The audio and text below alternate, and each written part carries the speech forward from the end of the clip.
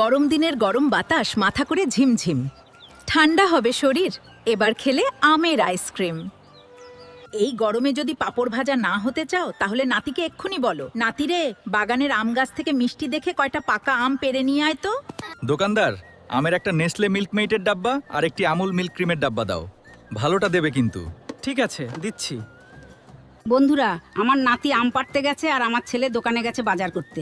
তারা আসুক, তারপর দেখাচ্ছি রেসিপি। ঠাম্মি, এই নাও বাগানের মিষ্টি টাটকা পাকা আম। অনেক কষ্ট করেছিস বল্টু, এবার এই নে তুই একটা আম খা। ধন্যবাদ ঠাম্মি। চলো বন্ধুরা, এবার রেসিপি শুরু করা যাক।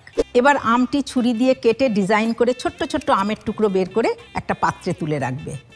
তবেই তো হবে আইসক্রিম ফাটাফাটি। এবার আমের টুকরোগুলি এবং তার সাথে নেসলে মিল্কমেইট মিক্সার মেশিনে দিয়ে পেস্ট করে নেবে। তবেই তো হবে দোকানের মতো ম্যাঙ্গো আইসক্রিম। এবার একটা অন্য পাত্রে আমুলের ফ্রেশ ক্রিম নিয়ে সেটিকে ফ্যাটাতে থাকবো যতক্ষণ না একটা ক্রিমি টেক্সচার হয়। তারপর সেই পেস্ট করে রাখা আম এর মধ্যে দিয়ে আবার মিশিয়ে নেব। আমার বৌমা আমের পেস্টটা তৈরি করে রেখেছিল। এবার সেই পেস্টটা একটা আইসক্রিম কন্টেনারের ভেতর দিয়ে সমান করে নেবে।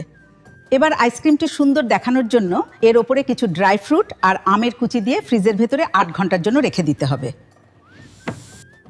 এই দেখো, গরমের স্পেশাল ম্যাঙ্গো আইসক্রিম তৈরি হয়ে গেছে।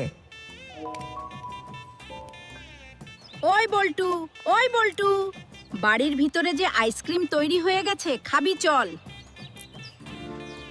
সূর্যকে মায়ের আঁচলের নিচে ঘুম পাড়াতে চাও? তাহলে এই আইসক্রিম বাড়িতে একবার বানিয়ে খাও।